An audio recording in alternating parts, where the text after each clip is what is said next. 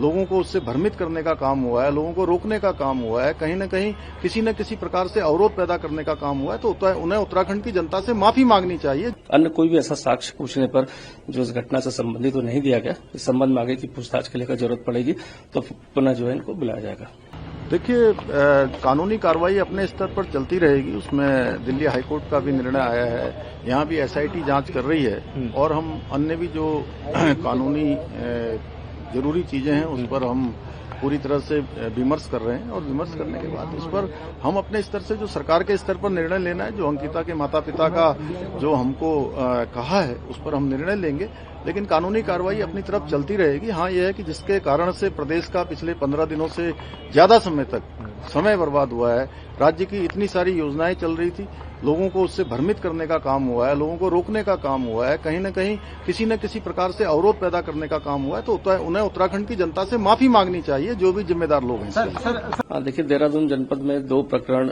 इस audio video को लेकर दर्ज थे और इसमें थाना नेहरू कॉलोनी और थाना डालनवाला में, और चूंकि इनको लगातार नोटिस दिए गए थे, नोटिस उपरांत श्रीमती उमला जी यहाँ पर अपने बयान कल विवेचकों को दर्ज कराए। सभी समस्त बयान और जो भी साक्ष्य दिए गए हैं उसकी वीडियो रिकॉर्डिंग के तहत सारे बयान दर्ज किए गए और उनसे काफी सारे सवाल किए गए, साक्ष्यों के लिए भी बताया गया। तो जो भी साक्ष्य दिए गए, जो सोशल मीडिया पर जो चीजें वायरल थी, जो ऑडियो क्लिप वायरल थी, उस संबंध में उनके द्वारा दिया गया, जिसको पेन ड्राइव में लेकर एफएसएल भेजा जाएगा। अन्य कोई भी ऐसा साक्ष्य पूछने पर जो इस घटना से संबंधित तो नहीं दिया गया, इस संबंध में आगे की पूछताछ के लिए जरूरत पड़ेगी तो पुनः जो है इनको बुलाया जाएगा।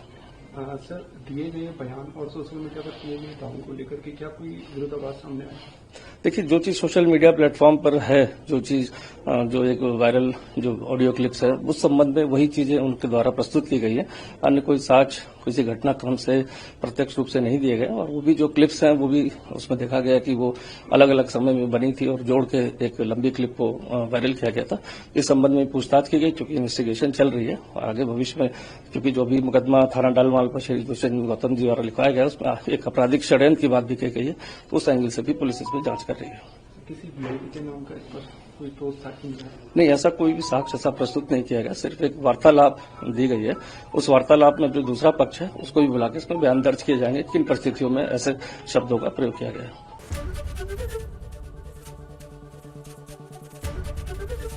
एबीपी गंगा, खबर आपकी, जुबान आपकी।